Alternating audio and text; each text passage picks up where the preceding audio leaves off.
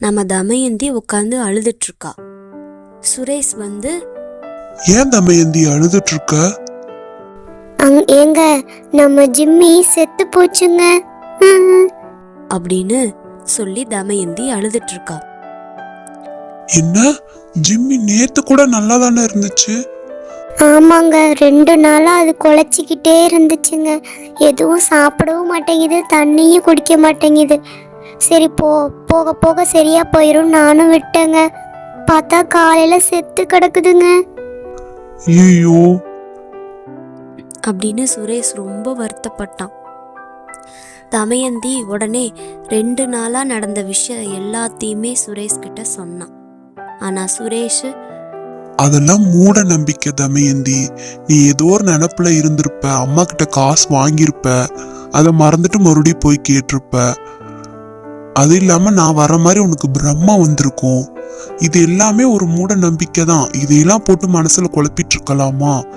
என்கிட்ட சொன்ன மாதிரி அம்மா கிட்ட சொல்லிடாத, அம்மா பயந்துருவாங்க. சரியா? சரி, நான் ஆஃபீஸ் கிளம்புறேன் அப்படின்னு தமயந்தி சொன்னதை ஒரு பொருட்டாவே மதிக்காம சுரேஷ் கிளம்பி போயிட்டான். ஆனால் தமயந்திக்கு உள்ள உறுத்திக்கிட்டே தான் இருந்துச்சு. என்ன பண்ணலாம் அப்படின்னு யோசிக்கிறப்ப தான் பக்கத்து வீட்டு ராணி ஞாபகம் வந்துச்சு. ராணிங்கிறவங்க வந்து தமயந்தியோட ஃப்ரெண்டு. அவ வீட்டுக்கு தமயந்தி போறா. ராணி ராணி, இதோ வரேன் தமயந்தி. என்ன திடீர்னு வீட்டுக்கு வந்திருக்க? இல்லை ராணி, ஏதாவது வேலை இருக்கா? உன்கிட்ட கொஞ்சம் தனியாக பேசணும். சரி வா போலாம் அப்படின்னு 2 பேரும் தனியா நடந்து போயிட்டு இருக்காங்க. அங்க போய் ஒரு இடத்துல உட்காந்துட்டு தமயந்தி எல்லா விஷயத்தையும் சொல்றா. என்னடி இப்படியெல்லாம் சொல்ற? எனக்கு நீ சொல்றத பார்த்தாலே எனக்கு ரொம்ப பயமா இருக்குதே. ஆமாண்டி, இப்படி தாண்டி எங்கள் வீட்டில் நடக்குது. ஆனால் எங்கள் வீட்டுக்கார்ட்ட சொன்னால் அவர் கண்டுக்கவே மாட்டேங்கிறாரு. என்ன பண்ணுறதும் தெரியல. எங்கள் மாமியார்கிட்ட சொன்னாலும் அது பயந்துக்கும். அதான் உங்ககிட்டயாவது வந்து சொல்லலாம் அப்படின்னு வந்தேன். சரி வா, நம்ம வீட்டுக்கு போய் பேசிக்கலாம், இங்கே எவ்வளோலாம் பேச வேணாம் அப்படின்னு ராணியும் தமயந்தியும் சேர்ந்து தமயந்தி வீட்டுக்கு போனாங்க. அங்கே போனால் நம்ம சரளா உட்காந்து சாப்பிட்ருக்கா. வா ராணி, என்ன இந்த பக்கமே ஆளையே காணோம், வா சாப்பிடு.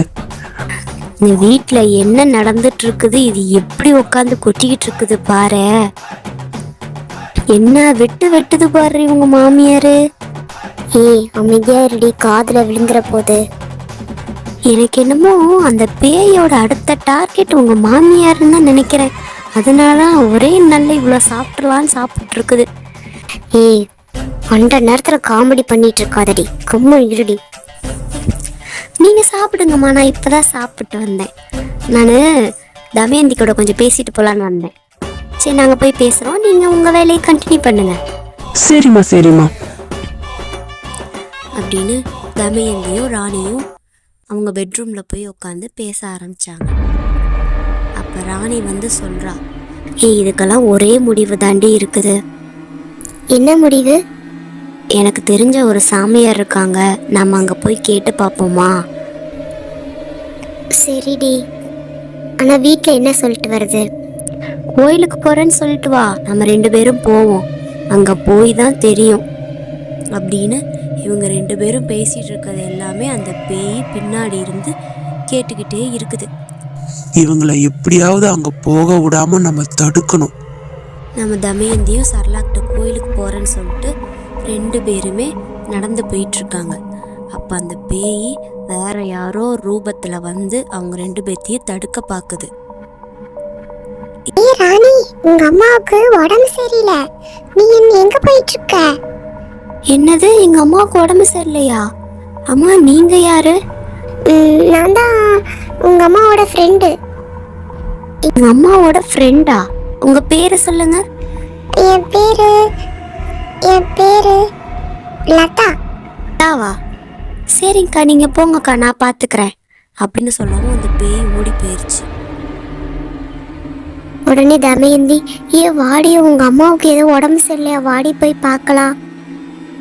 அட ஏன் தமயந்தி, நீ வேற. எங்கள் அம்மாவுக்கு எந்த ஃப்ரெண்டுமே இல்லை. அது ஏதோ யாரோ பொய் சொல்லிட்டு வந்திருக்கிறாங்க, நீ வா நம்ம கோயிலுக்கு போகலாம் அப்படின்னு மறுபடியும் கோயிலுக்கு போகிறாங்க. கோயிலுக்கு போனால் அங்கே ஒரு சாமியார் உட்காந்துட்ருக்காங்க.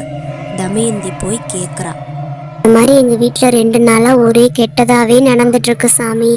அது ஏன் நடக்குது, எதுக்கு நடக்குதுன்னு எதுவுமே தெரிய மாட்டேங்குது சாமி. நீங்கள் தான் கொஞ்சம் பார்த்து சொல்லணும் அப்படின்னு சொல்ல அந்த பூசாரியும் சாமி கிட்ட கண்ணை மூடி பார்க்குறாரு. பார்த்துட்டு சொல்கிறாரு, ஆமாமா, நீ நினைச்சது சரிதான். உன் வீட்டுல தீய சக்தி நடமாடிட்டு தான் இருக்குது. அதுவும் உன்னை பழிவாங்க தான் வந்திருக்கு.